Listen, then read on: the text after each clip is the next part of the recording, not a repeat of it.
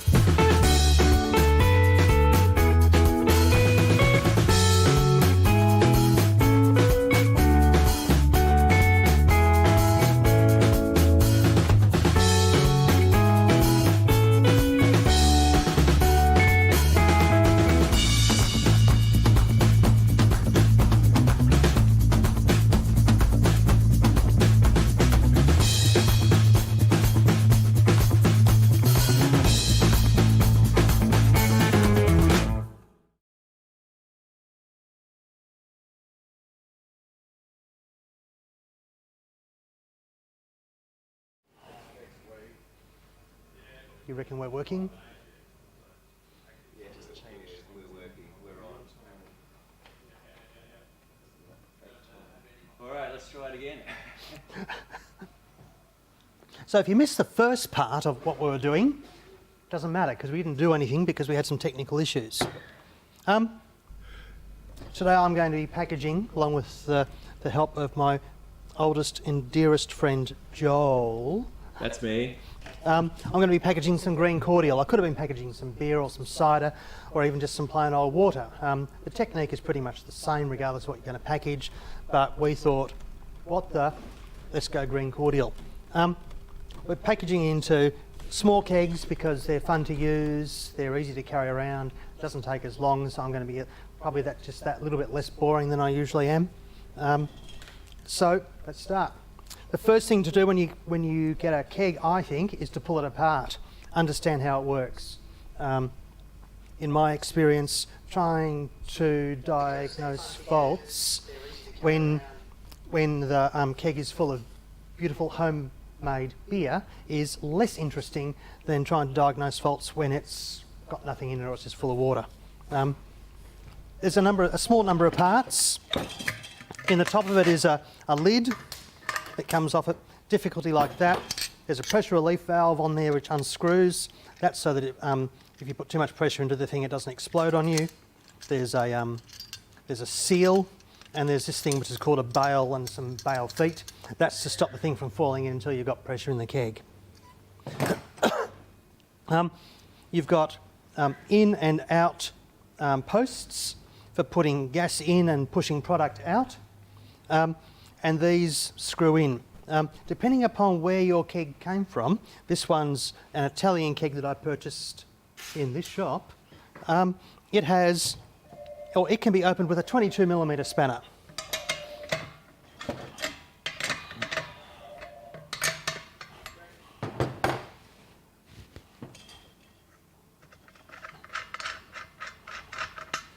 When I pull it off, with these ones, there's a little poppet inside, which is a sort of a self-sealing, spring-loaded mechanism-y thingy, and there's a dip tube. The dip tube goes in, and in an ideal world, if you can see down inside the keg, there's a little dimple in there, and you should be trying to get the dip tube into the dimple. You want to, bring the dimple up. I'll see if I can get a shot. Well, there's the inside. I'm trying to get focus there. It's a bit dark, guys. I don't know if you can see that. What's the dimple on your thumb, on your finger there? This is the screw bit. There's probably not enough light in there. No. Ah, well. Hopefully it gets an idea. Buy a keg, look at the dimple, see what I mean.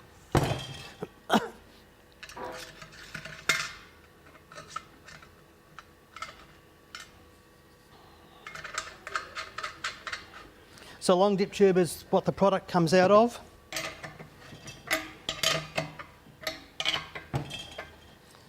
And the short disconnect is where the gas goes in. It's got a little tiny dip tube in there. And the idea there is to keep a little bit of head space in there, so it just makes it easier to handle when you've got stuff in there. You'll notice, I'll just chime in there, people might notice you're using a spanner as well, yep. Wrench top thing. That's handy, very handy. 22mm. I got this from, might have come off the internet, so it might have been from a cheap homewares / auto parts store. Good thing to have. If you try and use a shifter, as I did for a few years, then your life will be much less pleasing and pleasurable, and you'll be more miserable.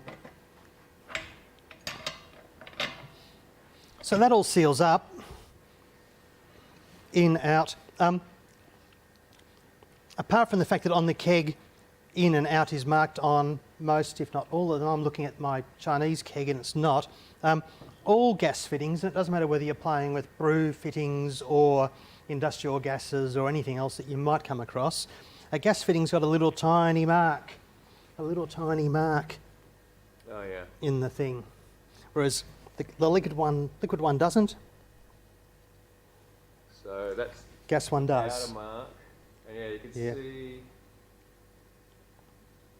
little etches, Yes. little etchings just there. Yep. That tells you that it's a gas fitting, and that's important not just so that you blow gas in and liquid out, but also if you try and jam the incorrect click fitting onto the incorrect post, then if you get it on, you're unlikely to get it off, and either way, your life will be less pleasant than it needs to be. So, gas fitting to gas fitting, liquid fitting to liquid fitting, everything's good. The cool thing about a keg is that it saves a lot of cleaning and sanitising over bottles, but nevertheless you still do have to clean and sanitise it. And I recommend using the system that we talk about a lot here, and that is clean, rinse, sanitise. We use a cleaner to remove the soil from the surface of the thing that we want to clean.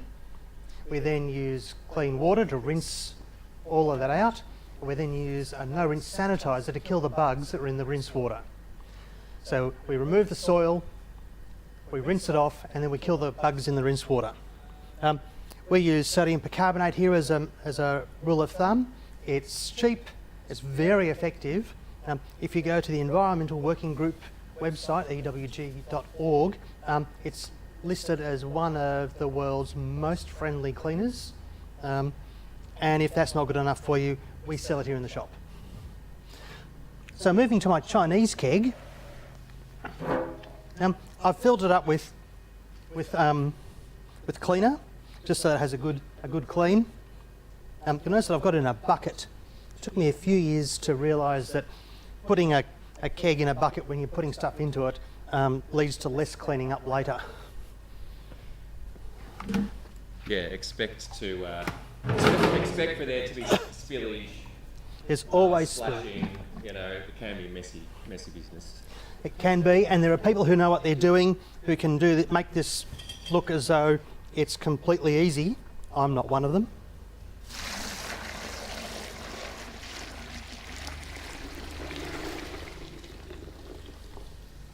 And that's OxyClean, is it? Is that what we're talking about? Yes, that's cleaner? yep. Sodium percarbonate. We sell it as OxyClean. I believe it's $9 or $10 a kilo. You put a small amount into very hot water, and it will remove brown stuff from blankets. Yeah, it's good stuff. And you mostly just need to give it a soak, don't you? Just sort of add it in at the correct ratio and just let it soak. Leaving something in it, leaving it overnight or something is a really good thing, particularly as a subsequent clean. There are some things that won't remove. I've noticed that not in the keg world, but in hot cider brewing, sometimes you'll get stuff sticking to your brewing gear that it really doesn't want to remove. Yeah. And so you can step it up to something like the 5-star PBW, or a phosphate-free dishwasher tablet. I found works quite well too.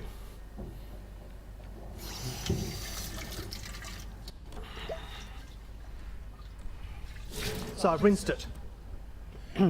Yeah, always, of course, make sure you rinse.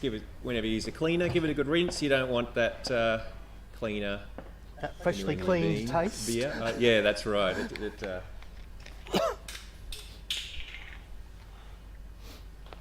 I'm just going to make up some sanitiser into this keg. I'm using 5-star SaniClean. I don't want to get into the sanitiser wars in any way, shape or form, but I like SaniClean because it's non-foamy.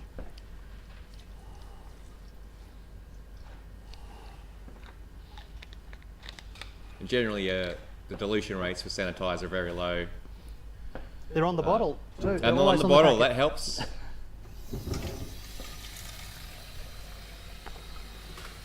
Often people get mixed up between cleaner and sanitiser. Just a quick note on that, I suppose. Cleaner is what you use first to clean away the gunk, and the sanitiser, the ones we recommend are all no rinse. That's what you want to use just before you package your wort or your beer. Anyone who's known me for longer than about 10 minutes will know that I like to say clean, rinse, sanitise. Clean, rinse, sanitise, as Geoff said. In that order.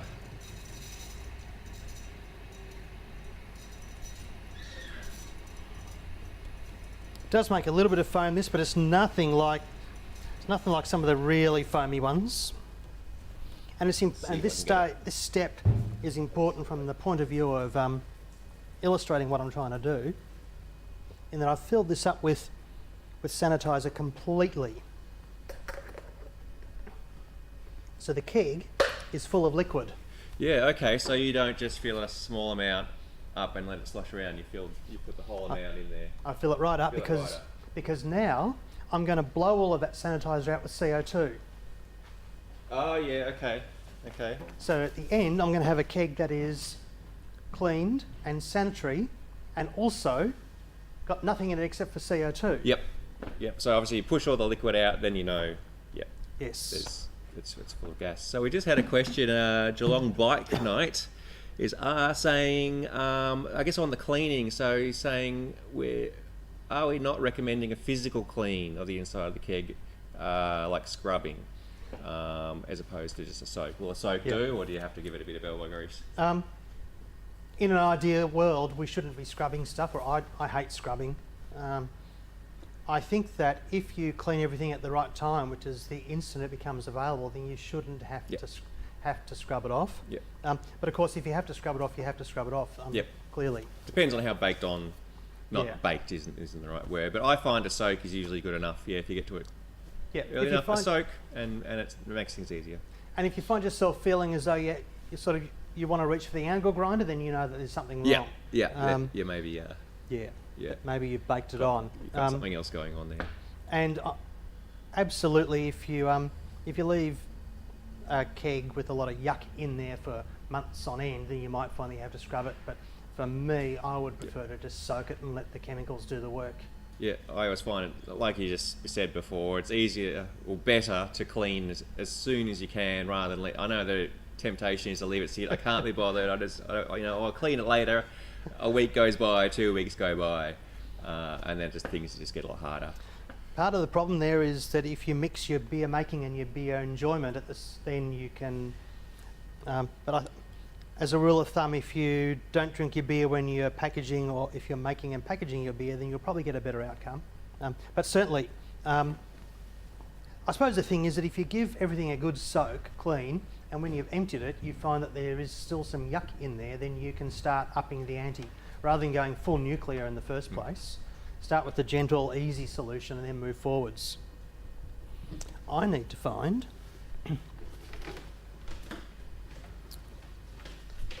some hose with a disconnect on each end. Here's one.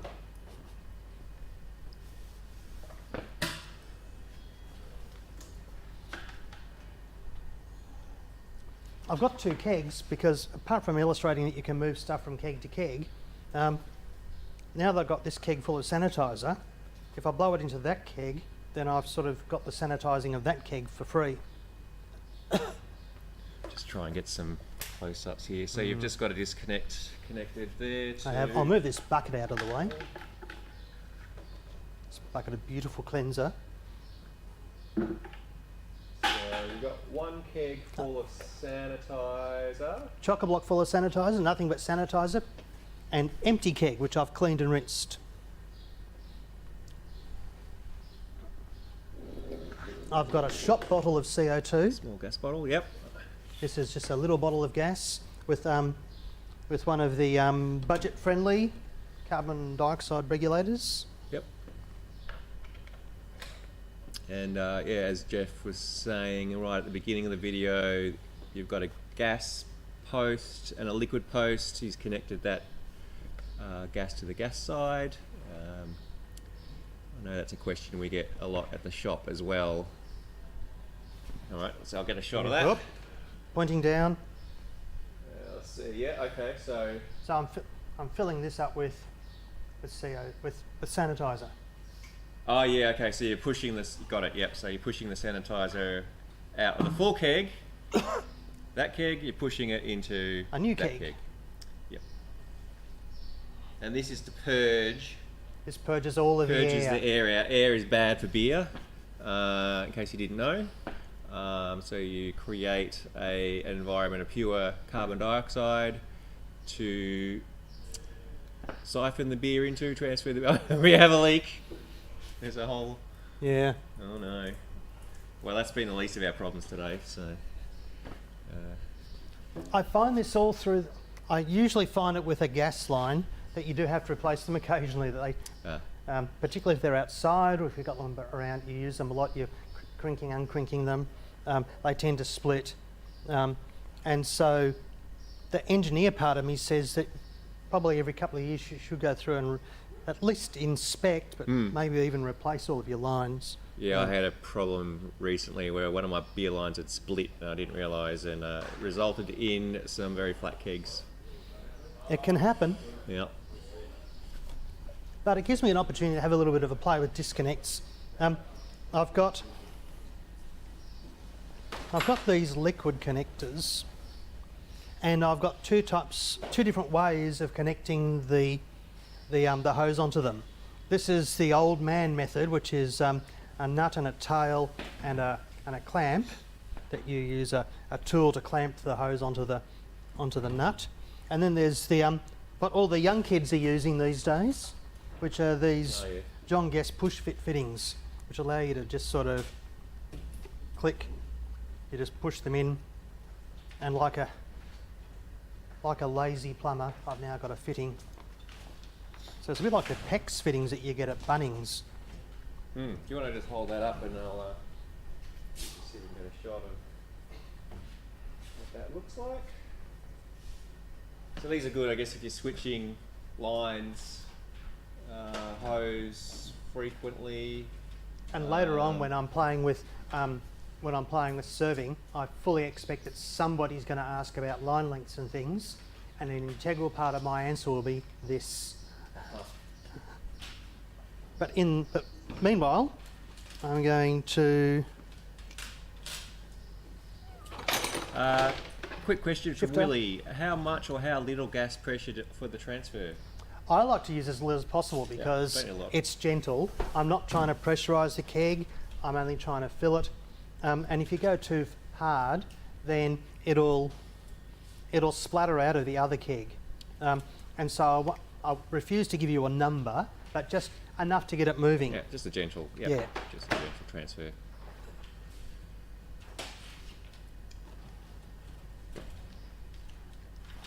So I kind of like these screw-on things. I started with them and then moved away from them to the John Guest fittings, push fits. I'll get a shot of that too. Yeah, and I've moved back to these. The cool thing about these though is that if you're putting one of these nut and tail fittings onto a connector like this, then there's a little bit of plastic, and that plastic deforms when you screw the nut on, giving you the seal. Whereas if you've got some of the metal fittings, then this bit here is also metal, and so you need to buy a little plastic olive to make the seal good. Otherwise you end up cranking and cranking and cranking, trying to get it to seal, and then you hear something go tick, and you just ruin the fitting. Yeah, right, so Alan's point. So we've got a stainless nut and tail there. Yep. And the whole thing's attached with a clamp, and that clamp's pretty much permanent. You can get to take them off. But yes, you can, but it's a destructive process. So it's a more secure option, perhaps, or is it I like it because there's a lot more stuffing around undoing this nut and bolt than going click, click, click, click. But after a while, these connectors do break, and they can get leaky. They seal around the outside of the tube, not on the inside. Yep. But they do leak, they do break, and so I'm telling myself that a nice stainless steel connector isn't going to break as easily as a plastic one. So convenience versus durability, perhaps. Yes.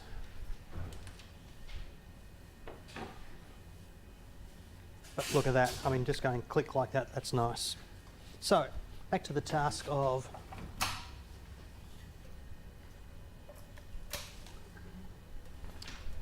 transferring. So, that was full of sanitiser. It's now largely full of sanitiser, and what's not sanitiser is CO2.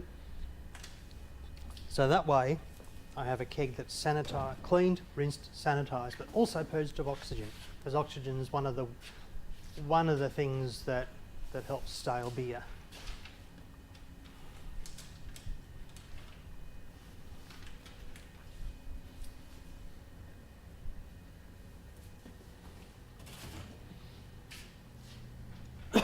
You'll notice that from many years of experience, there's two things about packaging liquids into a keg. One is don't do it on carpet, and the second one is if you put it in a bucket, then when it overflows, not if, but when it overflows, then it goes into the bucket, not onto the carpet, because you forgot the first rule about not packaging on carpet.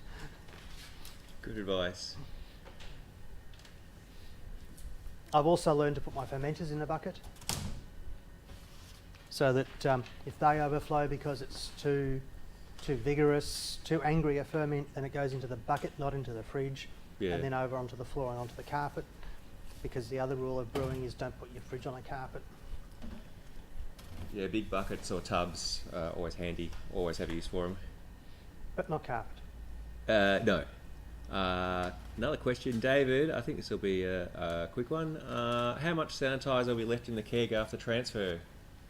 There'll be some, because even though I've gone to some effort to get the dip tube into the little dimple, the inside of the keg will be wet with sanitiser, which is what we want. You actually want the surface that you're sanitising to be coated in the no-rinse sanitiser. So if we could measure it, it's probably going to be 2/5 a very small amount.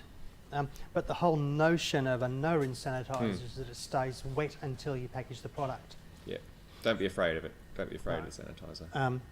If you mix it up as the maker intended, that is to the right dilution, then when it's drained, it's below any taste threshold. So you're not going to taste it, you're not going to know it's there if you've got it right. That's one of the reasons why I like the not foamy sanitiser. The foamy sanitiser, you can be left with a lot more sanitiser in the thing that you're trying to sanitise. Particularly important if you're trying to sanitise a filter. So if you're one of these wild and crazy people that likes to filter your beer, trying to sanitise a filter with foamy sanitiser is just an unfair punishment. On sanitiser, Jimmy is asking, for how long do you reuse the sanitiser? I guess he's asking, how long does it last? You know, how long can you keep using the same? Yeah. And of course, it's tricky. If I was being 100% honest, I'd say you should use it once and throw it all away. But of course, there's a reality in there. I reckon per session. I reckon that you use it through a session, and at the end of the day, you get rid of it. So the trick is to find all the things that you need to clean and sanitise and do them all in a row. A cleaner will keep cleaning until it stops cleaning, and you can tell that it's not cleaning anything because the thing you're trying to clean is no longer clean. But of course, it's harder to tell when a sanitiser doesn't work. And so I think that the best thing is to just use it for the session and count it as a cost of doing business. Make a batch of it and then use it on your brew day or when you're kegging. So you've got your, I guess that's a 10 litre keg of sanitiser. You could use that for other things if you needed. You know. Well, I guess the thing is that if everything that you're trying to sanitise is perfectly clean, already clean. If it's properly clean, then it'll last for as long as you need it to. The thing is that we can't guarantee that everything's properly clean, 100% clean. And so I think that, paying as much attention as you can to making everything properly clean, then the day is good enough. This sanitiser that I'm using, I believe the correct ratio is 2.6 millilitres per litre.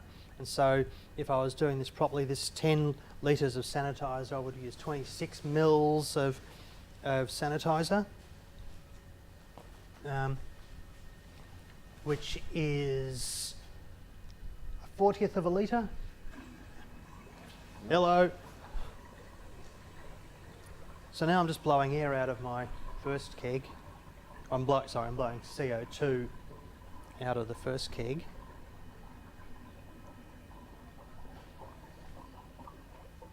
So I can be fairly sure that what's in there is just CO2. Yep.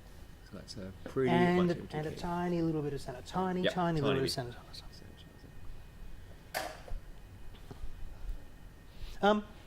So if I've got a 40th of a litre and it's $30 a litre, which I think is probably a reasonable price, I don't know, for this sanitizer, then I've used 75 cents of sanitizer for the session.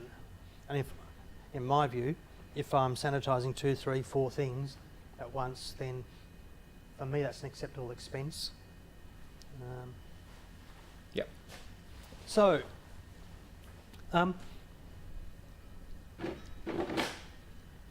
keg that's been purged of all oxygen, stepping in front of the camera, keg that's purged of all the oxygen, all of everything other than CO2. I'm just going to move this out of the way so that I can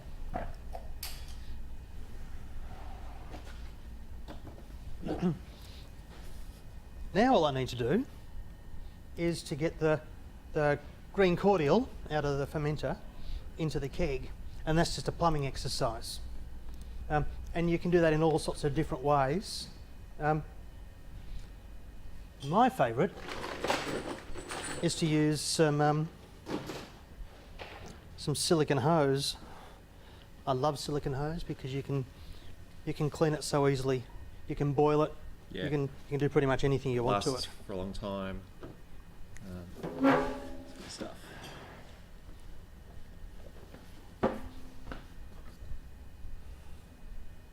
If you have the pleasure of watching me brew, you'll see me use a piece of silicone hose that I purchased probably about 12 or 13 years ago, and it's still hanging in there.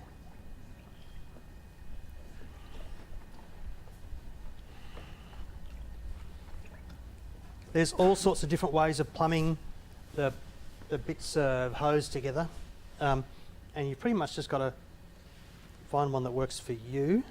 I like using beer hose, and I'll show you why in a little while, but for the moment we're going to stuff around with this style of thing.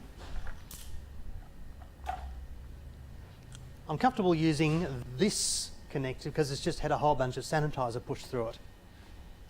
And if I'm lucky, I might be able to jam.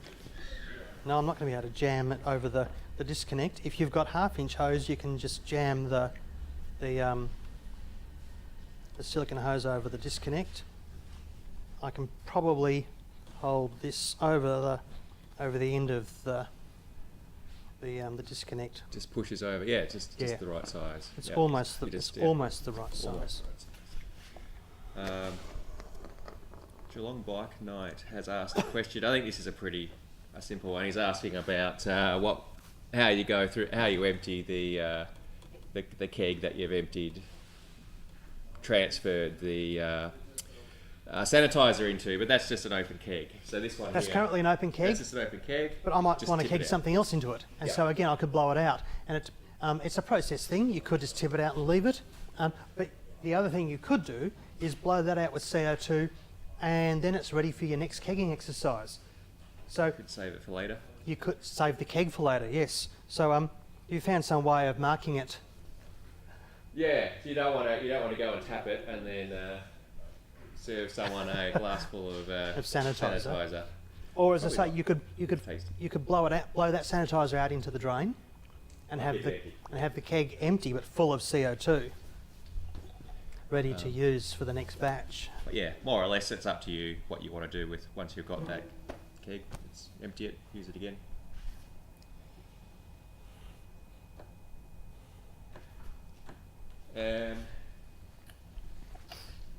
Gasket.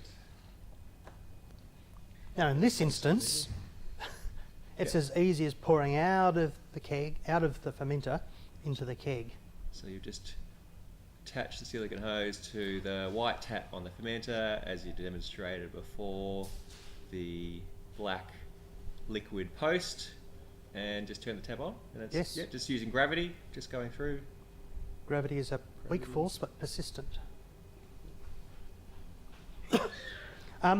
If you are fussed about the, as this liquid falls out of the fermenter, then there's going to be drawing some air into the fermenter. If you are truly fussed about that, then you could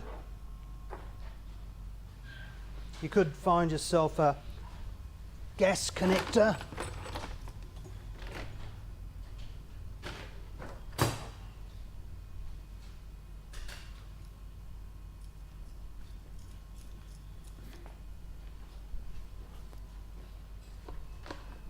And return your CO2 into the fermenter.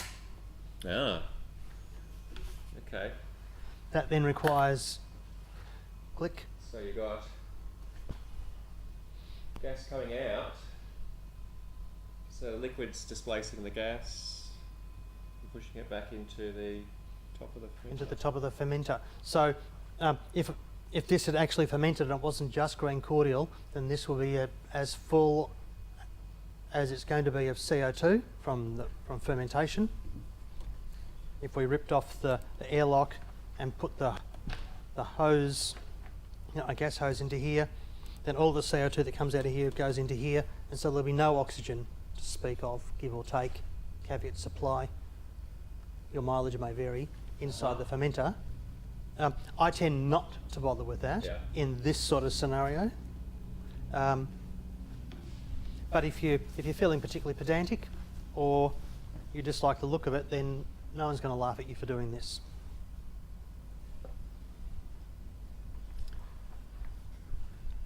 So Michael is asking a question. I don't know, maybe you didn't quite catch what we were saying before. He's asking what's about the sanitiser. Once the sanitiser has been pushed through with carbon dioxide, how long can you leave it before using? Again, that's a question about how long it lasts. Do you mean this? Well, how long will the sanitiser last? The sanitiser lasts. Most sanitisers don't have any sort of indicator, and so I think you need to use it for the session. So just if I've sanitised the keg and I've pushed it out, so now I've just got a keg full of CO2. There's a point of view that says that because sanitising isn't sterilisation. It's reducing the bacterial load to a tiny manageable amount. And so chances are we haven't actually killed everything in the keg. We've got it down to a level where it's not going to harm us, because we're going to take this liquid, which has got alcohol in it, and we're going to stick it into a fridge. And so we're going to keep it refrigerated, and so we're probably going to drink the liquid before any bacteria really grabs hold. But if we were just to take the keg empty and stick it on the shelf, then we might find that there might be some bacteria or some things, some bugs, that are able to live through all that and will multiply. And so you might not want to trust the keg sanitation for forever. Yeah, so just to be safe, Michael, you'll be safe to use the sanitiser for the day, but just to be safe, perhaps beyond that, if you need more, make a fresh batch in the future. You may be right, you might be right, but I don't want anyone saying, "Oh, Geoff said I could keep my sanitiser for 15 years." Yeah. The opinions will vary, of course, on that. But strangely. Yeah. Homebrewing is one of those things. Opinions do vary. One of the cool things about doing the transfer like this with the gas being returned to the fermenter is that I don't have to worry about the bucket so much, because when the keg is full, it's going to start blowing the product back up the gas tube. I'm not fond of that, because it now means that, in my view, the keg is sort of over full, because the level of liquid has reached the gas tube, the gas dip tube. I like to keep the level of liquid below the gas dip tube, so that then when I plug it into my gas system on the kegerator or whatever, I know I'm not going to blow liquid back into the gas lines. But there's a way around that, and I call it the Hammond tilt. You can call it whatever you like. I thought that was a dance move. I thought we weren't going to talk about that. If I put something on the floor and I sit the keg on it like that, it's now tilted in such a way that if you like, the liquid level will reach the the gas dip tube earlier than otherwise will, See, so that when I pull the keg back at the wedge out, the level of the fluid will drop below the dip tube again. And on that note, I think this is a related kind of question. David's asking about these 10-litre kegs, the small kegs. Can you lay them on their side of the fridge? But you may run into trouble doing that. Yeah, won't you? the answer to any question that starts with "can I" is yes. Well, sure.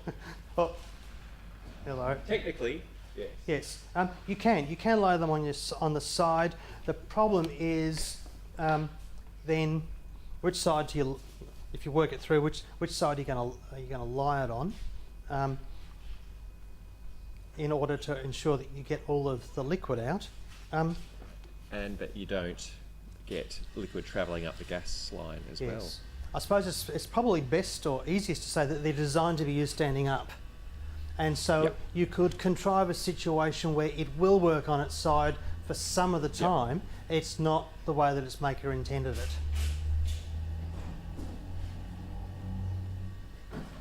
I think I can see where you're going. You're sort of thinking, as any reasonable person would, can I stick this in the kitchen fridge with a tap I on want to save it? space. Yeah. Absolutely.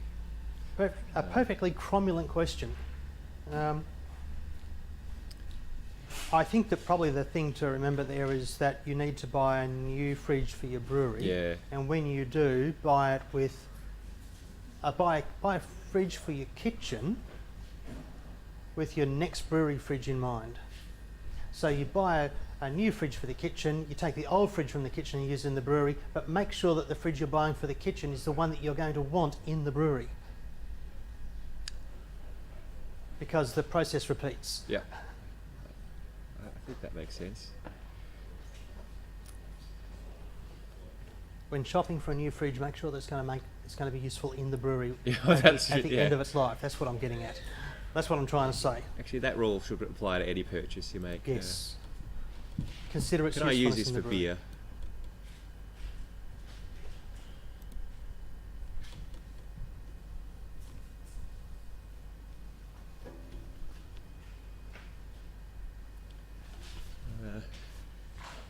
Keg still slowly filling there.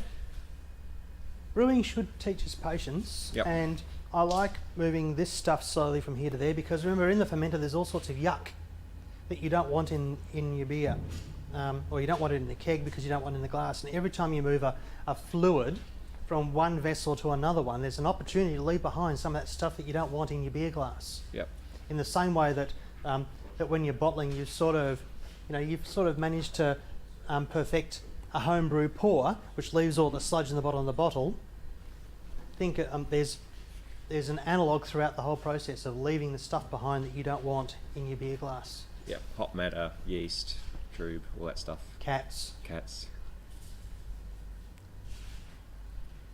As a rule of thumb, you won't find a cat in any beer that I hand you. You can thank me They've later. all been left in the fermenter. Yes. They've all been left in the brewery somewhere.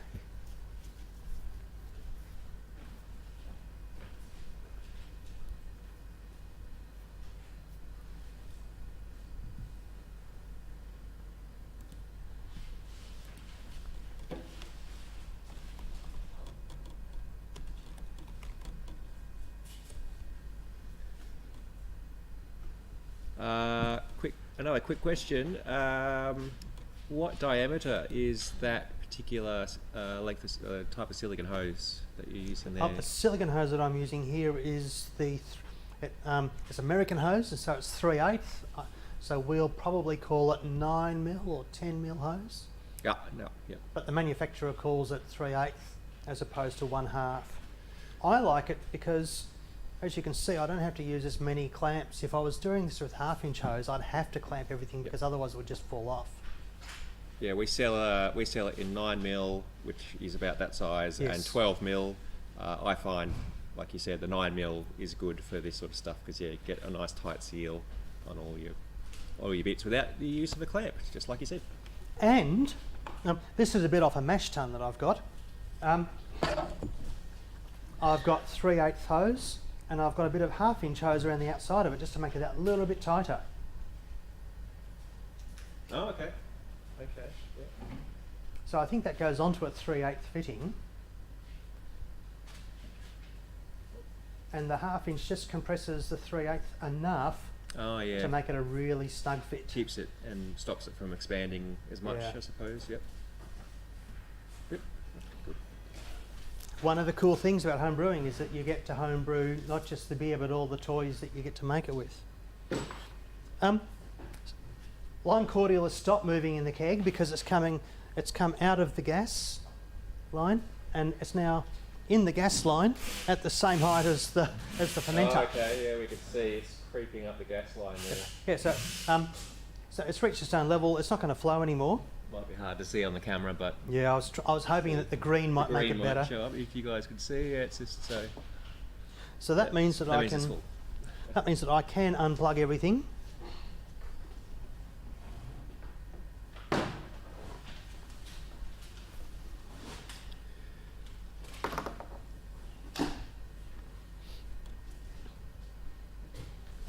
Now, at this moment in time, the green cordial is at the very base of the dip tube, but when I remove the wedge, the beauty of the Hammond tilt method becomes Trademark.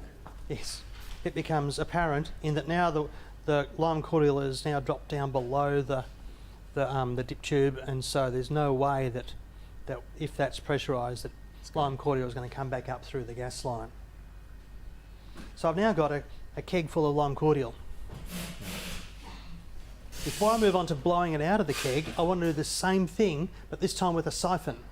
So if you've got one of these fermenters, then life is different. But if you ferment in a demijohn, a glass demijohn, or one of those other big glass things, what do they call them? Carboys. Then a good way to get the liquid out is with a siphon. I actually prefer to use a siphon even in a thing like this. And I'll show you one when we're getting to it, but it does mean that I have to decant this green stuff into my fermenter to make it look into my demijohn to make it look as though I just made a fresh batch of green cordial. I'll take it out of the thing so that you can see what's going on a lot easier. I will search for the funnel that I had earlier. It's always good to have a funnel.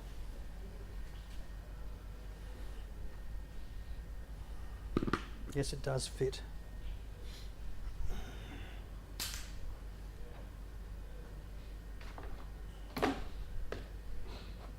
I like to use this bucket when I'm fermenting in this demijohn, because as I say, if it sort of gets a bit explosive and comes out, then no carpet is harmed.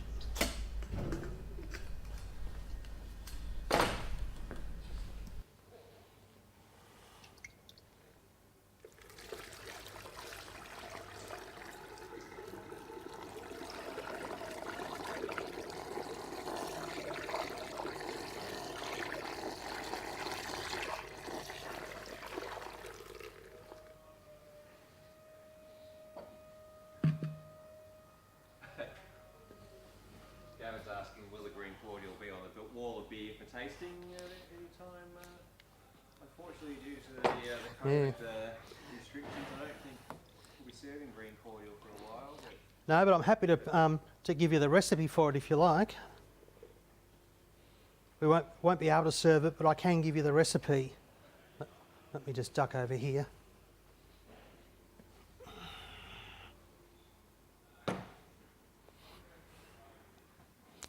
On special at my local supermarket. Only if you buy two though. It was one of those buy two, get it at a special price. I only bought one because I thought I only needed one.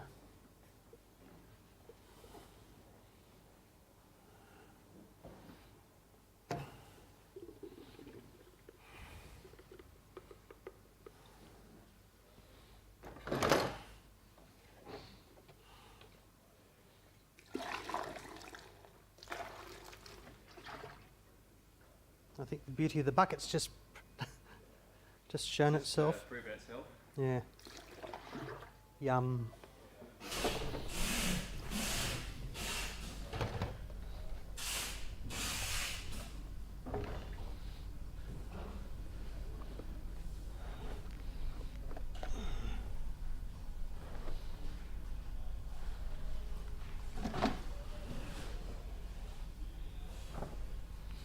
I found a few years ago that after a few years you shouldn't trust these things.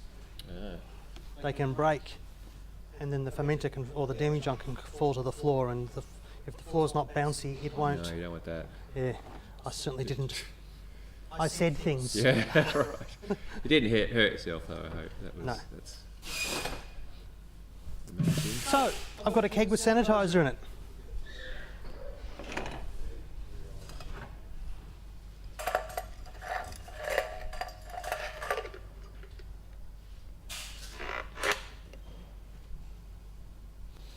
This one's an Italian keg.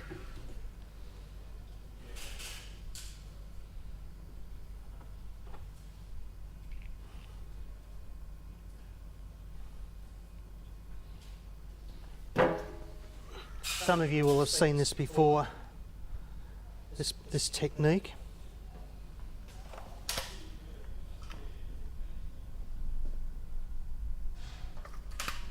I'm going to blow the sanitiser out of this keg into that keg. Right.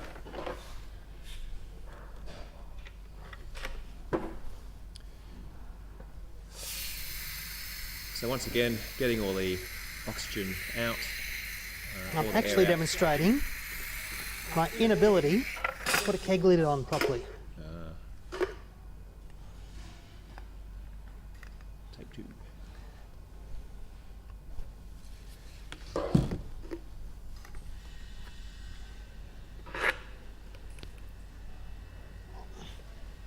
That'll do, he says. Probably not going to do, but we'll see what happens.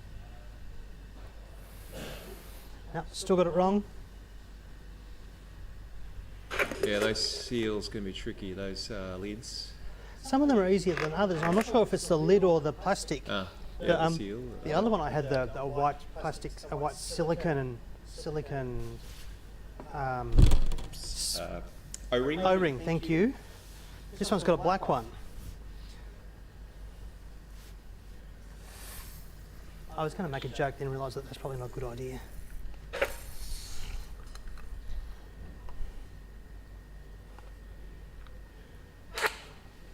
That's going to work. It's working? Okay, good. So, once again, for anyone who missed it before, hasn't seen it transferring yet. the sanitizer from one keg to another I've got a leak. to get all the oxygen out, air out, and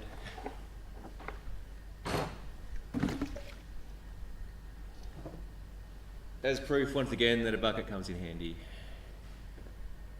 Now you've got a little leak coming. I don't know if we can see that on the camera, but there's a little leak there. But yeah, that I don't happens. know where it's come from. I probably over tightened something or broke it in some way. I think it might be one of the things that annoy me about push fit connectors is that they seal on the outside of the hose, and so you get this little dent in the hose, and so occasionally you have to go and cut all the hoses if you're plugging and unplugging, and I predict that that's what's going wrong here.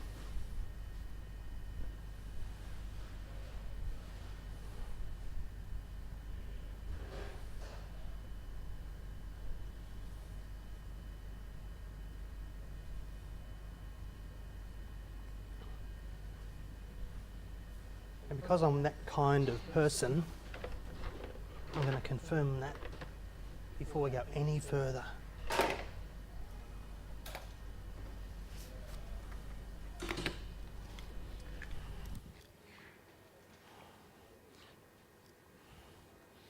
Probably can't see it, I won't bother showing it to you, but I'm just going to cut the end off it. Oh yeah. So sometimes those John Guest fittings, if the hose isn't cut on a right angle, cut flush, straight, it sometimes gets a bad seal. Also true with Hanson rural poly fittings, as I found out in the last few days, and I have to dig up half my property to try and find a water leak.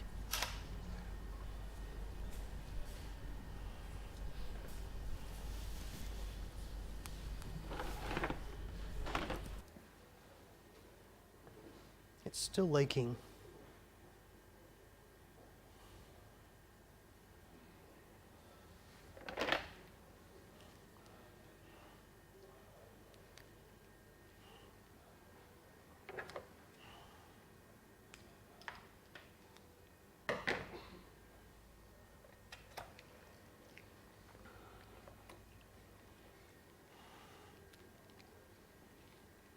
Which is good because it gives me an opportunity to pull this apart and go over it again. Everything unscrews from the disconnect. Push fit fitting just comes off. I'm not going to use that one.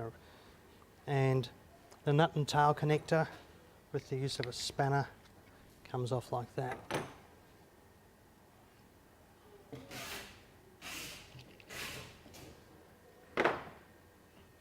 This is the bit I was looking to get rid of.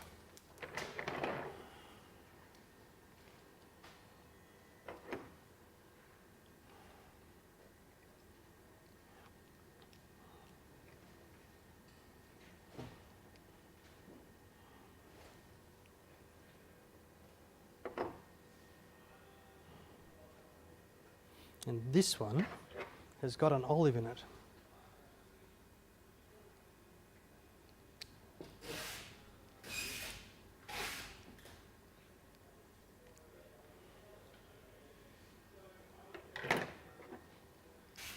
So I'm probably not going to be able to get it to fit on this one.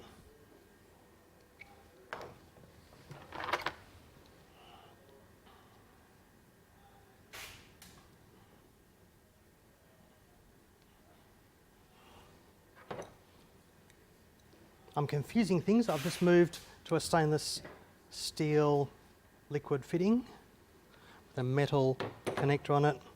On the other end, John Guest connector, another liquid fitting.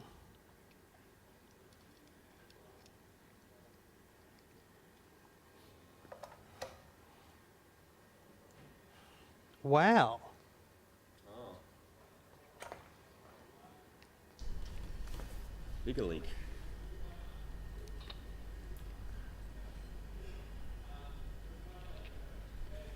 All my John Guest connectors are leaking on me, I think. Unless I've just gone and put the same one on twice. Maybe it's one of those pee under the cup things. Well, this is a good lesson. Expect to have to troubleshoot things on the fly from time to time. I know I have a particular way of making things look difficult, but this sort of thing can and will happen, and that's why it's a good idea to play with things and get an understanding of them. Yeah, maybe before you do keg your first batch of beer, do it with a keg of water or something, you know, have a play around just with all the fittings and the process first. So again, I'm blowing this out,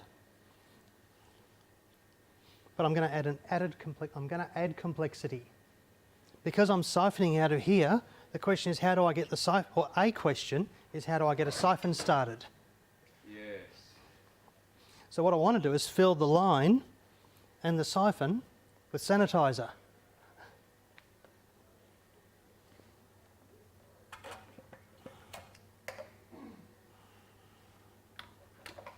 I've taken a dip tube and then I've sort of cold welded a screw-on connector to it so that I can attach a John Guest or something to it. If you just buy a siphon from the shop, then you could use a 3/8 or 1/2 inch hose, silicone.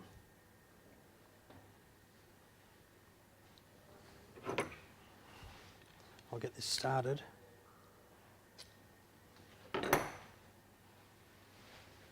Why am I making this look complicated? Well, I'm trying to show that there's no one way to do it. Yeah, depending on... Right, see my mic I could on. have just taken this dip tube and put a click on it, and then I could have just clicked to connect onto it and boof. That's another way again. So you can...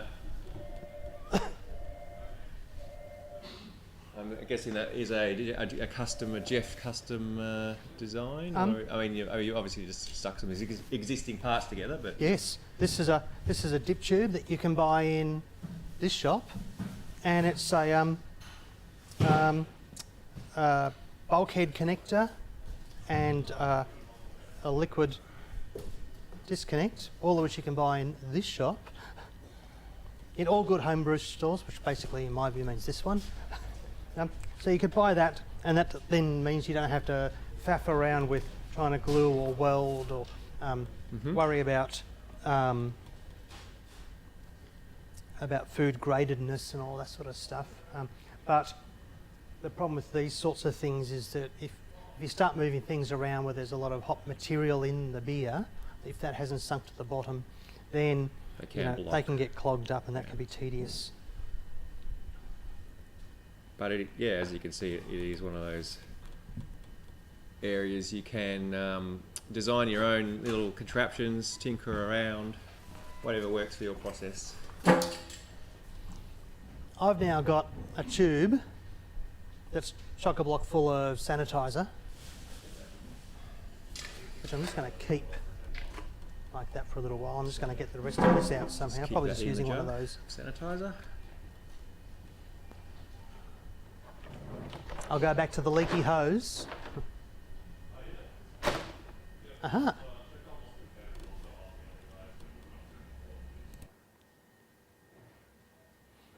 I'm just trying to find connectors. And yes, this is exactly how it works in my brewery. Yep, looks very familiar. There's lots of... Feels familiar, I mean, we've all been there. Yeah. There's lots of standing around looking for things. For stuff. Yep. Yeah.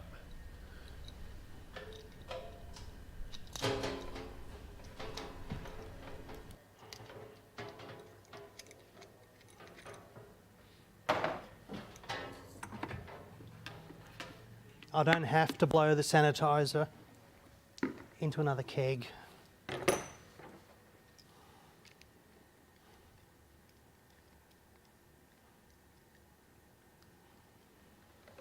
I can discard it.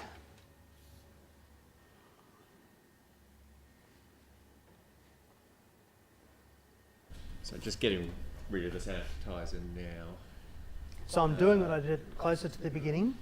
I'm purging the keg of oxygen by filling it with sanitizer and blowing the sanitizer out with CO2. Yep, so That another gives way. me Yep. an oxygen-free keg. Another way you can do it without having a second keg. If you don't have a second keg, just transfer into a jug. Jugs also handy to have. Buckets, plastic buckets. Plastic buckets, yep, jugs.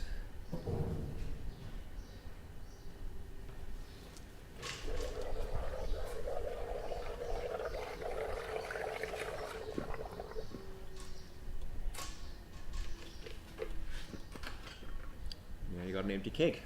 I do, and I've got a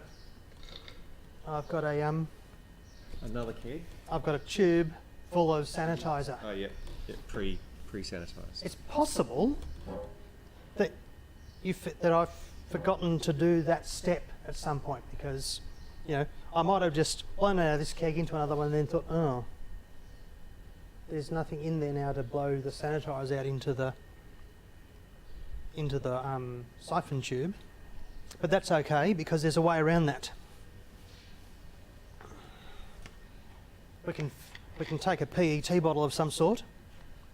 Someone in our household has a soft drink addiction. Oh.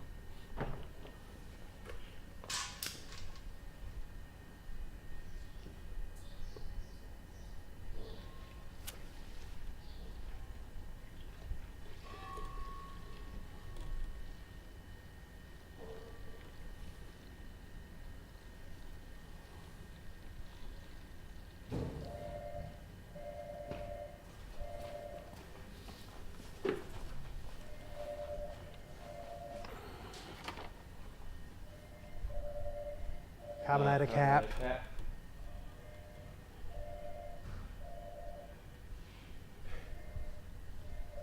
Yeah.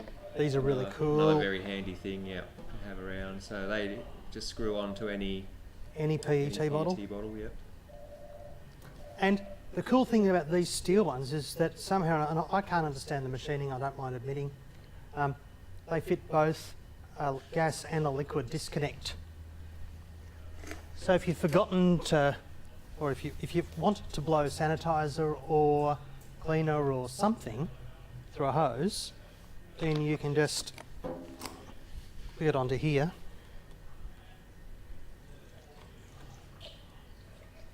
Just let it run through. Yep.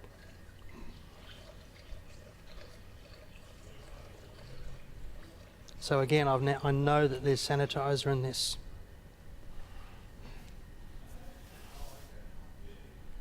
And that's cool.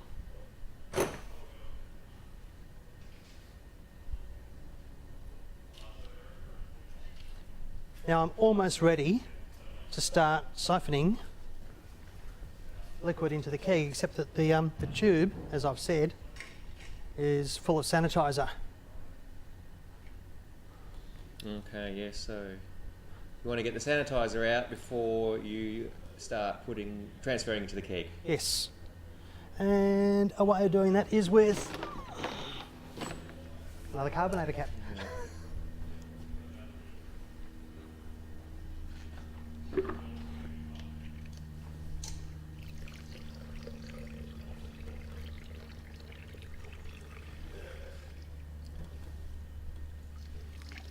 Suction. Now I've got green cordial coming through the, So that's now green cordial. and because it's click, that's important. Otherwise you end up blowing your green cordial back up through the.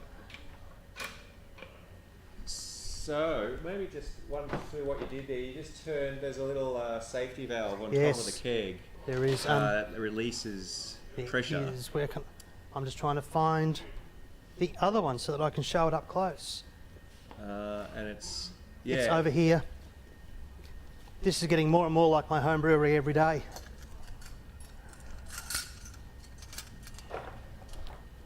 At the top of the keg lid, I've removed the O-ring.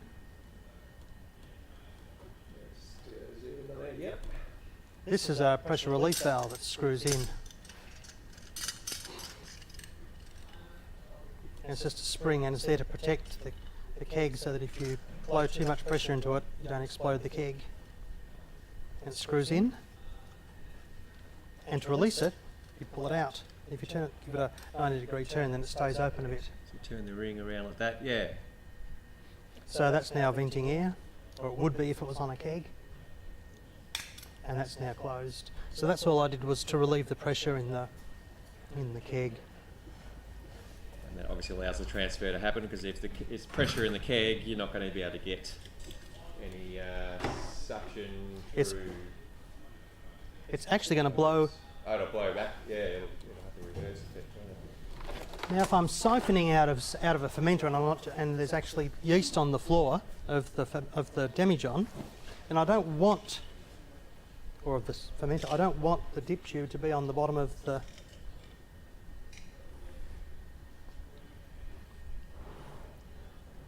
So I tend to use something like a closed peg, or even a closed peg, to hold it out. Now I don't know if you can see that there, Joel. If you can sort of try and zoom in, yeah. See. Okay. So that allows you, to keep the dip tube above the bottom, yeah. I like to say in the bottom. middle of the water column, but that's just because, well, that's a fancy way of saying what you just did. Proper way of saying it. So if I keep it in the middle, I can follow it down all the way, bit by bit, and because there's often a little bit of yuck still in the top of the liquid, and there's a lot of yuck down the bottom. Yep. If I keep it in the middle, then I'm getting, I think, the best clearest liquid I can. It all go where it wants to go. And then, so you can let go, step back. You don't need to sit there holding it for the whole duration of the. There are things called racking clips that you can purchase if you buy a 3/8 or a 1/2 inch racking cane. But if you've got one of the, if you're using a dip tube like this, then they're not big enough. So they're not small enough, they're too big. That's a good trick. And so a closed peg is a reasonable alternative. And they come in packs of 5 million or something.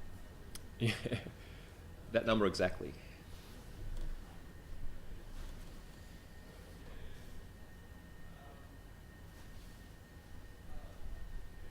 I like to ferment my ciders in a demijohn, in a glass demijohn. I like glass and stainless for fermenting in. Glass adds an element of danger when you're moving it around. That's what you need. You need keep something to keep you on your toes. I have broken one or two in my time as well. Luckily outside, not on carpet. And yeah, when they break, they break. The big shards of glass Find their way into your beer. Yeah, well, or your feet if you're not careful.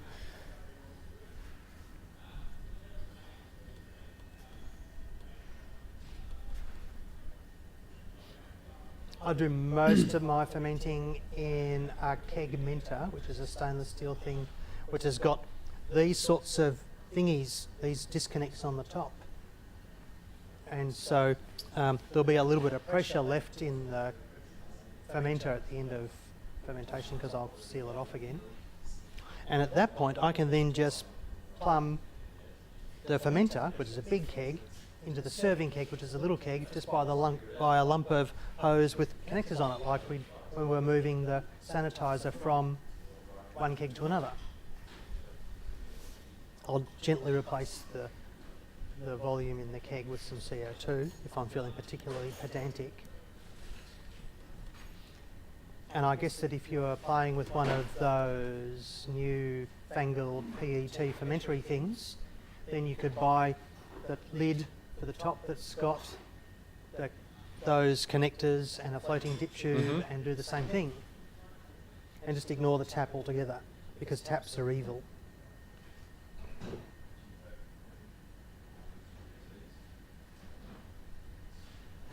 The chat's gone very quiet. I hope we're still broadcasting. I assume we are. I think everything looks fine. Is this thing on? We're still here. So by all means, if anyone has any questions, Whilst fire that's away. happening, Any comments? I'm expecting that we're going to have a little bit left over a little bit of green cordial left over that I might want to drink now. Some fizzy green cordial. Yeah. Okay. So you've just had a long kegging session yes. with you're making your green cordial and you can't wait to try it. I'm going to So drop in that pressure down a little situation, bit.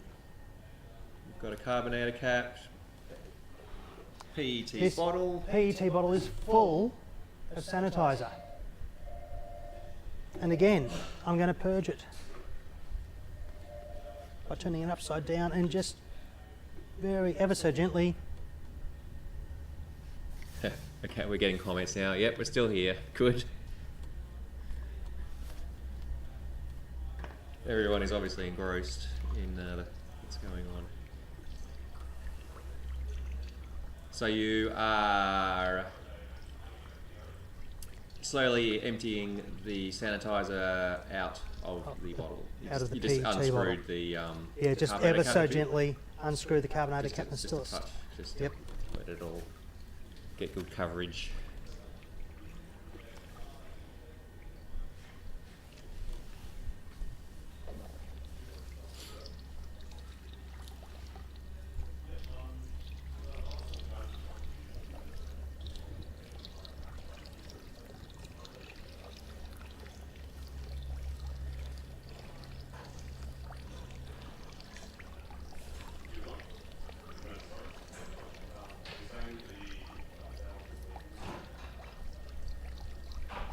Oh, okay. So Willie's asking, how tall is the piece of PVC pipe that you use to tilt the keg with? It took me a second to catch on there. What it is, I think, A roll of is just masking a roll tape. of masking tape. Yeah. It's anything that you can use to make Anything. Yeah, just anything. whatever anything. works for you. anything that you can use to top up. Let's get a shot of it there, hiding behind the keg. Oi. Doing 3 things at once. I'm not good at multitasking.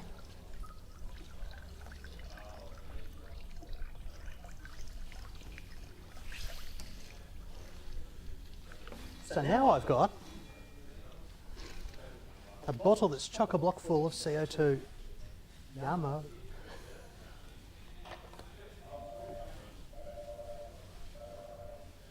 Okay. Yeah. And for the sake of this conversation, let's just assume that I've got enough green cordial in the keg. Yep. Okay. For the purposes of this. I'm now going to loosen this off a little bit. Okay.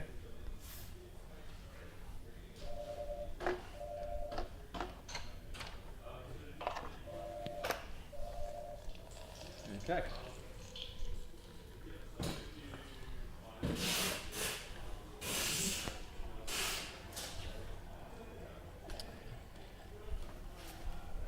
So if you'll indulge me with the notion that I filled this keg with green cordial and I had this much left. Yeah, so say you packaged your beer, you're packing your keg's full, you've got a bit left over. What do you do with it? What do you do with it? You don't want to waste it. And in fact, if you're like me, what you are going to want to do is drink it before you leave the brewery. Yeah, so this allows you to you can carbonate it, have it Right consumable. now. Yes. Yeah. Whilst we're working out what to do with the keg. Yeah. Cool. Because yes, that is as we were saying before, home brewing. You do have to learn patience, and it's when you first started kegging, you want to get that beer in the glass as soon as possible, but it does take a bit of time to gas up the keg and have it ready for serving. But this allows you to do it a lot quicker, just have a bit to go quicker. I think it's easy to forget too that when you are carbonating naturally, you're not just carbonating, you're conditioning. So there's a little bit of time where a lot of stuff that you can't really see in the beer, or that you can't get out of the beer, is dropping to the bottom. The beer is actually clearing up. The yeast might be cleaning up after themselves. Yep. And that happens usually, if you're carbonating naturally, it happens during the carbonation time. When you're new to kegging, you can be forgiven for thinking, all I've got to do is get it in the keg, gas it up and go. Job done. Yeah. So if you use the Geoff Hammond preferred method of carbonating in a keg, it'll still take a couple of weeks. Yes. And I find it still takes that long anyway, just to, I guess, condition, you could say as well. Just because you're kegging and not bottling, there's still something happening in the keg apart from carbonation that just conditions the beer. It just makes it taste better. Sometimes it just needs a week or two.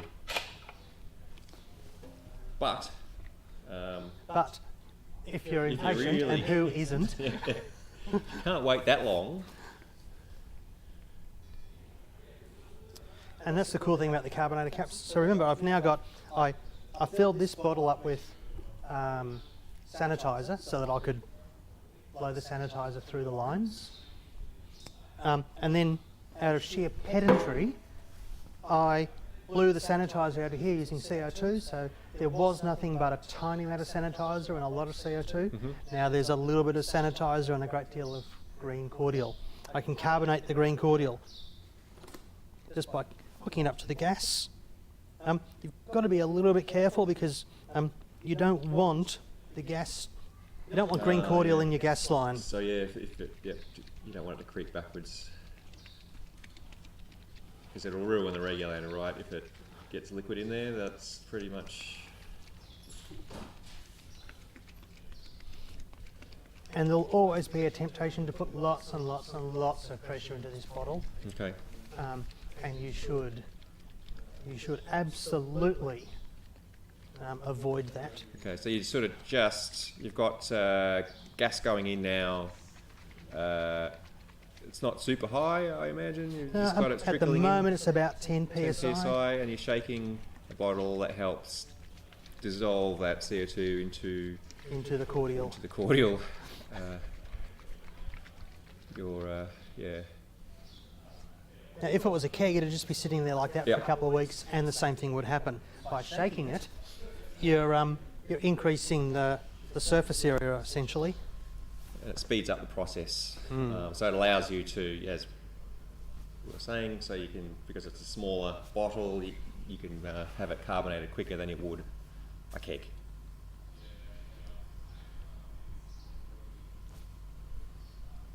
I had the green cordial coming out of the siphon tube. But you can, and I guess I'll demonstrate this later. If you're going next door for a beer, and you don't want to carry the keg with you, you can unclick the liquid out of the off the keg, and again decant it into a bottle just by having a lump of hose with a liquid connect on each end by doing that same thing. Yep. I'll show you later. Okay. But I have to finish packaging this green cordial because it would be a waste to do otherwise. I know, it's expensive stuff. It was on special at Coles, at a supermarket. And all the effort you put into brewing it, it took so long to make it. I'm probably the only one that's old enough to remember the song MacArthur Park. Perhaps. Someone left the cake out in the rain.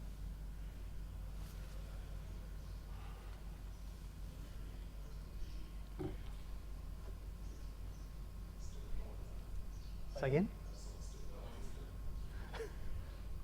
An associate just chimed in from the sidelines.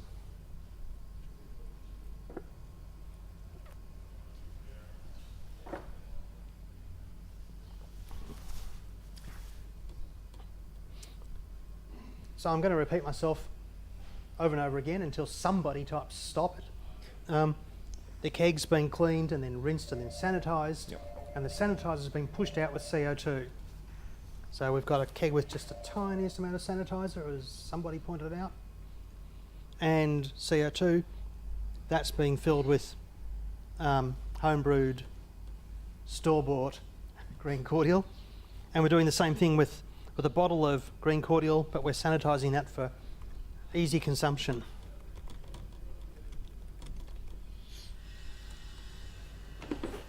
Yeah.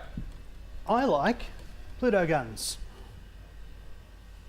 When I first started kegging, somebody gave me a Pluto Gun, and I started serving my beer with the Pluto Gun, and I did that until I had many Pluto Guns, and I thought that the world was good. I then thought I'd build a kegerator, or a keezer, and I converted a chest freezer into a keg fridge and put taps on it. And whilst on the surface it looks more romantic, it's a lot more work. But that's by the by. For this demonstration, what we're going to do is we're going to serve some green cordial using a Pluto Gun. If I can find the bits.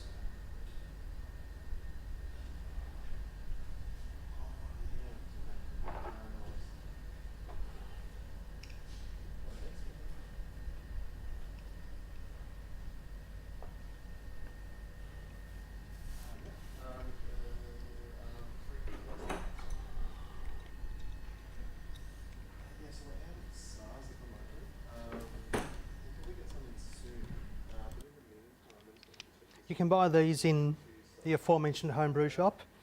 This isn't the type that we sell here, I don't think, but they're all essentially the same. And I would advise you if you buy one of these, if you get it home, understand how it works, because you're going to have to clean it up eventually. You can clean them by running cleaner through it often and at regular intervals, like each time you change the keg or something, but eventually you're going to want to pull it all apart. I'm not going to do it here. It is a bit painful, and it shows some of my mechanical uncertainty. Yeah, they are somewhat complicated little things. From memory, when I used them in the past. We also sell a very simple picnic tap style dispenser. Does the same thing. I hate them with a passion that can't be put into words. They are cheap and cheerful. Yeah. So. And they're really good for packaging into bottles because you can jam a dip tube Oh yeah, yeah. into right. the end of it, Oh, okay. Yeah. and then you've got a control over the bottle filling that you don't have with the other things. So if using whatever system you like to get liquid into a piece of line, you can then into a picnic tap and into the Into a thing. bottle. Yep. Yep. Because that is once you start kegging, you might be wondering, how you fill bottles easily. One way is with the carbonated cap that we showed earlier. Yeah. And a PET bottle.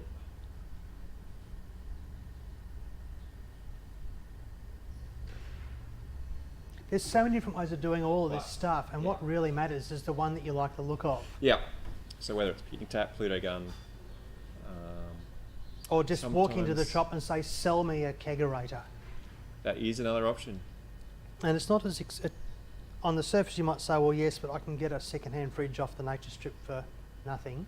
And then all I've got to do is somehow or another dodge up the temperature controller Yeah.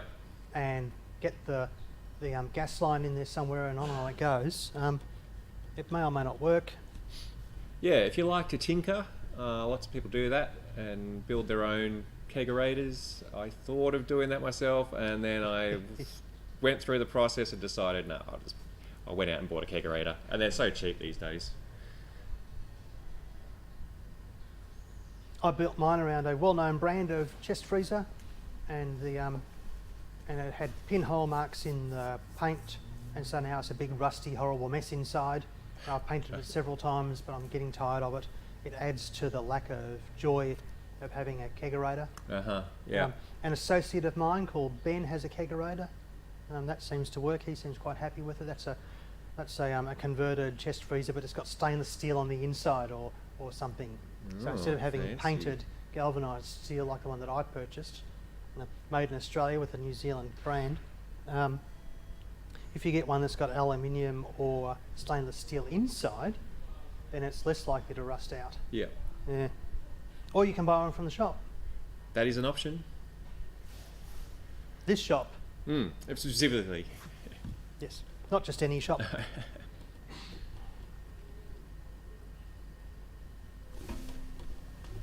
So you've still assuming, is that PET bottle still pressurising there? It is. It's as happily well? gassing so you've just up. left it on gas. Yep. Just let it. I just can let shake it go. occasionally. Let it just sort of keep doing its thing. That's that. Our Debbie, John, and Keg there. We're pretending that's full. That job's done, right? Yeah, I think. Yeah, I think we'll assert For that this all is done intents and purposes. for Yeah. all intensive purposes. Intensive purposes. So now I've got a keg of green cordial. I've got a bottle of green cordial. The keg of green cordial hasn't been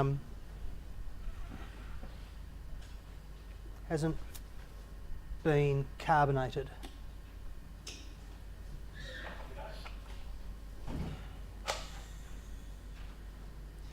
In my house, that keg gets put into my keg fridge at the serving temperature, which is a pretty low temperature for beer. It's usually about between 2 and 4 degrees, which is very low. So if I hand you a pint of beer, it starts out cold and ends up warm. And I keep the pressure on it quite low. One of the most often asked questions when it comes to kegging is length of the line between the keg and the tap, temperature of the fridge, Yep. pressure of the gas, what's the correlation? Yes. Just stop with the nonsense, just give me the answer, and I refuse. For me, it's a low temperature, 2 or 4. It's a very low pressure. It's usually about 3/4 of an atmosphere, or about 10 psi, because 1 atmosphere is 14 pounds per square inch, or 101,325 pascals. Pascals are the lollies we adore. Enjoy. So a low pressure, but really I guess that you need to work out for yourself what temperature you want to store your beer at, what pressure you want to keep the kegs at, which determines the level of carbonation in the green cordial. Yep. If you leave the keg plugged in as it is, then eventually it will equalise. Yep. And all of the CO2 that gets dissolved into the green cordial, or that is going to get dissolved into the green cordial, will be dissolved, Yep. and nothing more will change. And that is, that equilibrium point dictates what your carbonation, what your level of carbonation is going to be like. And I think that you need to decide on what that's going to be before you start worrying about how long the line between your keg and your beer tap is. If it's too short, then it's going to spurt out and you'll get a big glass of bubbles. And if it's too long, then it might take longer than you like for it to come out of the tap. Yeah, that whole question around carbonation level, serving what's, you know, getting the right pour, I guess, to say, out of the tap, it can get kind of complicated and confusing. Sometimes just a bit of trial and error to, you know, play around with it till you get the right pour, and sometimes it's just increasing the pressure, backing it off. Whereas I think that you should leave the pressure. You should Oh, yeah, decide on sorry, pressure you're and saying lock it off that, and don't go near it ever again. And to that point too, about force carbonating, that's another question that sometimes comes up. I'd like to, you know, like you're saying, just leave it, set it to a pressure you want, and then just leave it and serving pressure, and just walk away. And it might take a week or so to get up there, up to that proper if you pressure, absolutely insist, you can do this. Yeah, You shaking can it. shake it a bit if you absolutely insist, if it absolutely has to be there overnight. But really, to do it Geoff Hammond properly, you'll sit it in the fridge and you'll let it sit there for a couple of weeks. You'll get drinkable beer inside of a week, but like all homebrewed beer, everybody who makes it knows that there's a bell curve where it gets better, and then at some point it's at its peak, and then it starts falling off, and that's true with the carbonation as well. Yep. But if you start with a line length calculator on the internet, and whatever number it gives you, you add half as much again to the line length, bearing in mind that this beer line tube is worth $1 or $2 a metre. It's cheap. It is quite cheap. And if you use those John Guest connectors, the push fit connectors, like this, then you put it all together, and if you think it's pouring a bit slow, then you could cut a bit off. Give it another shot. Yep. And keep going until you've gone too far. Well, actually keep going until just before you've gone too far. Yeah. Because you might lose half a metre of line. It's cost you $1. If you buy not enough line, then you've got to replace it all or join it. Yep. And a joiner is $8 or $9. So I think the thing is that be patient. I think you'll get better beer if you're patient. Yeah, same. I agree. Yeah. Just be patient and. So if you want to faff around with a line length calculator, good. You can, do all that. But otherwise, just walk into the homebrew shop, ask for 3 metres of 5mm beer line and some John Guest connectors, and have a pair of scissors ready. A few questions have come through in the time we've been chatting. So Andrew's asking, any tips on dealing with mould in keg taps? If you're not pouring every day. Yeah, I understand that is a problem. You'll get. There's different designs of taps, and I think that the forward sealing ones, which I think are mostly what you can buy all over the place these days, reduces that. So it's just the mould between the seal and the outside of the tap. If you keep a bottle of sanitiser free, and at the end of each session you give it a bloody good squirt up into the tap, then that helps. Just try and clean it any way you can. We sell little. They're little. Oh yeah, sorry, you're probably about to say. There are little tap brush things which I don't have with me, but they're little tiny brushes with a handle on them that sit up inside the tap, and they're really cool because that also allows you to give them a bit of a scrub on the way out, and then you can, I suppose, it does mean having another bucket of sanitiser nearby. But if you dump those in the sanitiser when you're pouring, and then back inside and give it a little squirt, a little up and down with the brush, then that'll help clean. Yep. I do like a squirt of sanitizer, but the unfortunate fact of the matter is that you are going to have to clean them. And it occurred to me not too far ago that in a bar or a pub, they're serving quite a few litres of beer each and every day, and some poor bastard is being paid to keep those lines clean. Whereas in most households, you might be drinking a litre a day, if there's the right number of you, and there'd be some days of the week where you might not pour a beer. Yep. And so you're not getting that same level of fluid moving through the thing, including the sanitizer or the cleaner. Certainly there's blowing, whenever you finish a keg, you should blow some some oxyper, some sodium percarbonate through the thing, some line cleaner. We sell little tiny sachets in this shop of a particular line cleaner, which I'm told is really good. I think the thing is to do it often. And if you've got a keg, or if you've got a PET bottle with a carbonator cap on it, full of cleaning solution, then it's easy to blow it through the tap, because you can just you can click the tap line off the keg onto your bottle of cleaner, blow a bit through. And so if you were to do that once every week or every fortnight, that's going to help too. Yep. But you've got to find that balance of how much effort you want to go to. Can you be fiddly versus how much, like you said. Yeah. Yep. It can be a pain. It is an ongoing kind of issue. You got to just work it out the best way you can. What works best for you, Andrew. Another question. I'm not even going to try and pronounce this guy's name. He's asking Fermzilla. He's asking about the Fermzilla all-rounder. Okay to store beer. Is the Fermzilla the uni tanks? Are they okay to use to store beer in? The same as kegs, I think, is what he's asking. Yes, I guess is the answer. Is with caveats. Yeah. I don't know if the PET is going to be as impermeable to oxygen as stainless steel is, and if you're thinking of storing your beer in it on the yeast cake, then expect the yeast to impart some flavours to the beer.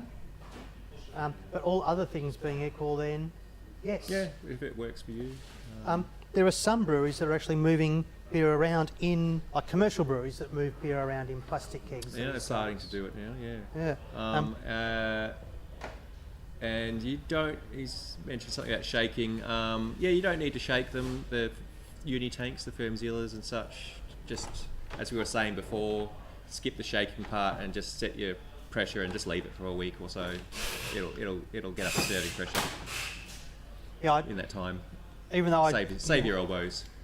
Yeah, and rocking. I think it's going to sound really flippant, but if you're trying to save that sort of, if you can't wait for your beer to come good, if you can't wait overnight or a couple of days, then maybe rethink the way that you schedule your beer making, because really some of this stuff, it does take as long as it takes, and there are shortcuts, and I probably take most of those shortcuts myself, but I wouldn't advocate them necessarily.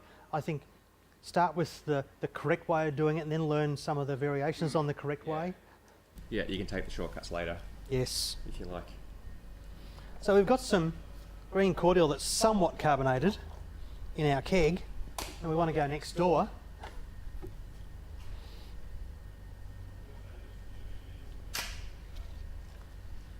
And even though I've got a leak in my... Okay, so this is, if you want to take some beer, green cordial with you to a green next cordial door competition or a friend's place. You want to transport it, this is the way you can do it. That we've got a leak. That leak is really going to annoy me. I'm going to...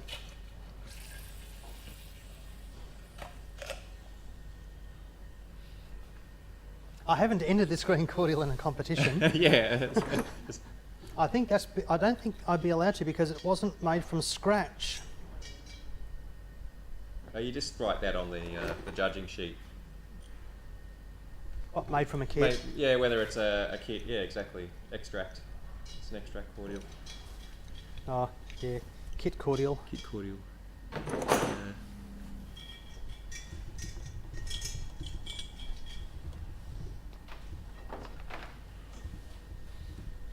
What was this end?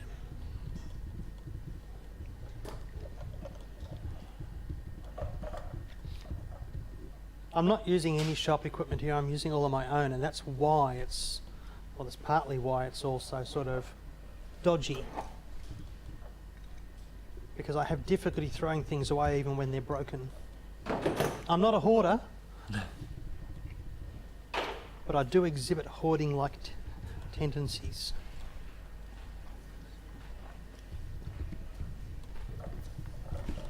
Let's see if that works. Oh, this is the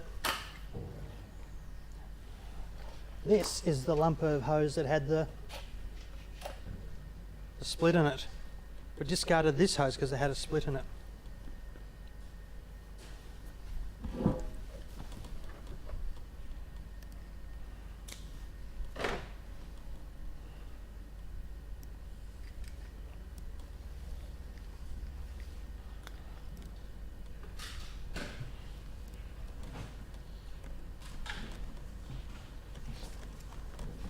Good thing we're not doing this on Mum's carpet.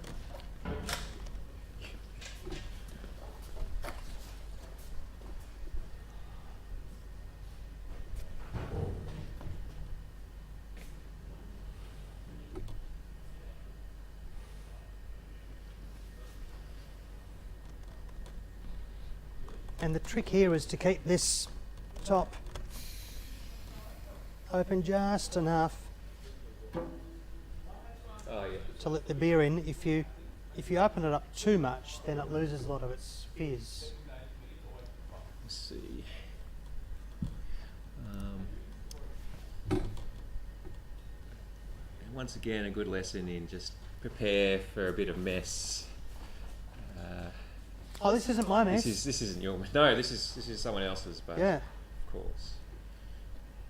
But you know, if it's the first time packaging that gear, was my mess. just Yeah. just be mindful. So we can now take this grain cordial next door because it came out of the keg. We've got the green cordial that we packaged straight out of the fermenter. And we've got the keg of green cordial.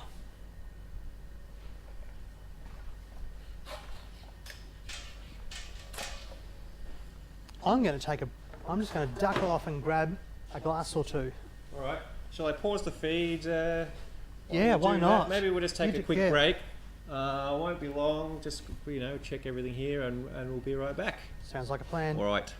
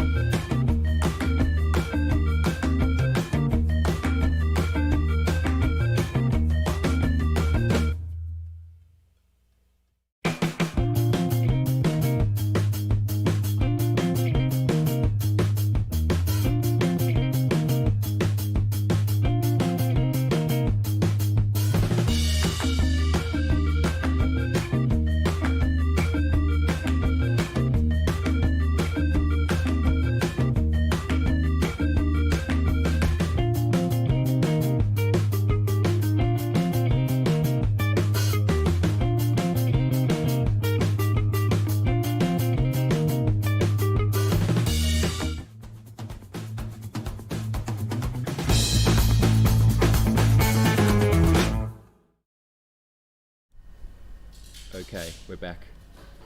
We're back.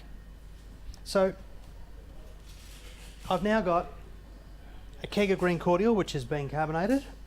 I've got some green cordial that I've took directly out of the fermenter and put into a purged bottle. I've got a bottle of green cordial that I packaged out of the keg, and now I'm going to invite Joel to come around and join me in a glass of green cordial. We're ready for serving green cordial. Right. So I've just plugged my thing in. The camera up. No, yep, okay. As you can see, I can't wait to try this. it's not very fizzy. So this is out of the keg. This is out of the So keg. yeah, this won't be carbonated yet, No. but Well, I could. we can obviously serve it. But this Is will be more fizzy, a little slightly bit more fizzy, yes. So this had a little bit more time on the gas. So carbonating this way, you know, the quick method. How long do you think it would take this to get fizzed up to an appropriate? Yes. A few hours.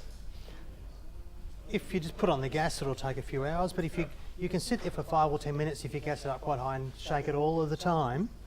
You can do it in a few minutes, at least enough to get an understanding of what it's going to be like. Yep. I don't think that it's never going to be as good as the beer that's properly. Yeah, right. Doing it. Yeah. But you know, it's really interesting. I think that if you're one of those brewers who likes to taste things all the way through the process, then understanding the difference between, green beer and conditioned beer Oh yes. gives you a nice, gives you another little point of information. Yeah. It doesn't look like you guys are modelling alien tests, but is it actually cordial? It is. It is. That's Yeah. Cheers. sure.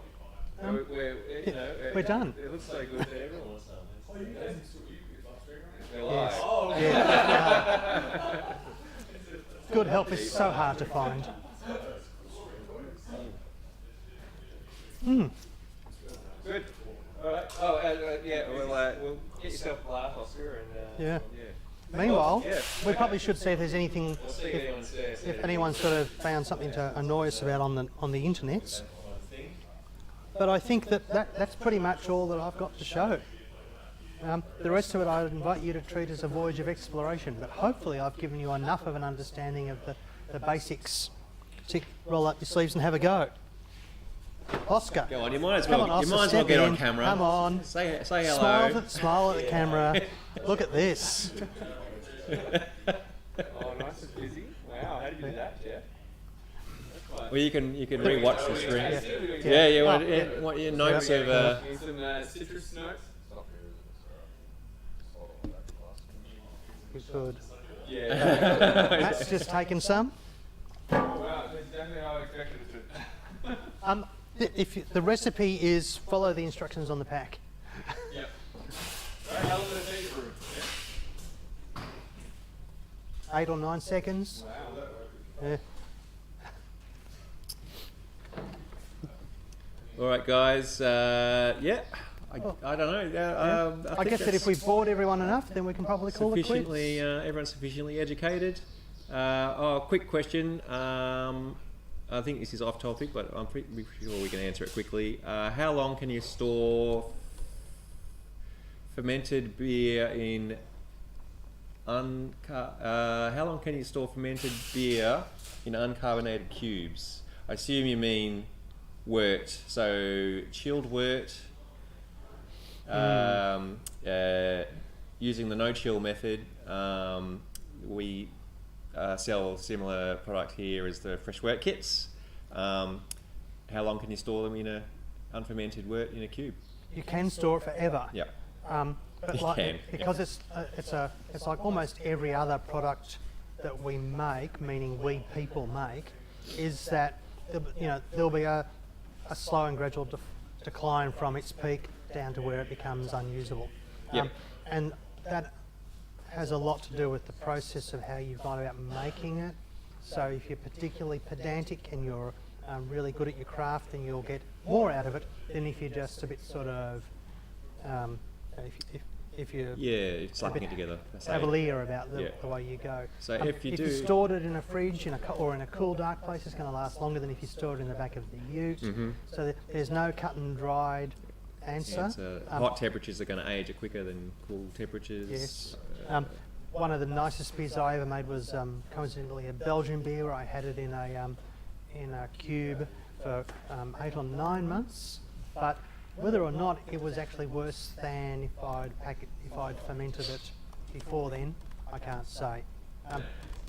I know that there was an experiment done in this store with some guys who put aside a cube for quite a few months, and it was of a beer that I can't remember the details, except that that was the one that they were very familiar with, and they did think that after 9 months or something there was a noticeable difference in taste, and it was a bit stale. So I wouldn't be seeking to store it in a cube for a long period of time. I think that the process is a really good one for taking a process that traditionally starts with milling of grain and ends in pitching yeast and breaking that into two. But that doesn't mean I put months and months. Yeah. I'd keep it to weeks if a it few were weeks, me. you'll be fine. A few weeks without any issues. Maybe even a few months, but your mileage may vary. Yes, and it depends upon the sort of beer that you're making. Yeah. If it's a big hop-forward light beer type of thing where you're really relying on the crispness and the freshness of the hops, that's That different will to fade. if you're making a big dark barley wine or a heavy dark stout or something. You might want to check out our. We have a video on the no chill method. I'll post a link. I don't know if we addressed that question in the video, but there's lots of comments. Check out the comments section. I'm pretty sure that question got asked there as well. So you might want to check that out. But Along with the other videos that we've got there. Videos. Yeah. Yes, we've got other videos that we've put more effort into than this one. And with fewer technical areas. Yes, well hopefully less we'll get the me. hang of this for future streams. But I think We can call it a I think day. we'll call it a day. So thanks for watching, guys. And thanks for bearing with us, those of you who stuck through till the end and put up with the technical issues at the beginning. Thanks for watching. to Joel. Thanks to Geoff. Thank you, linesman. Thank you, ball boys. See you next time. See you guys.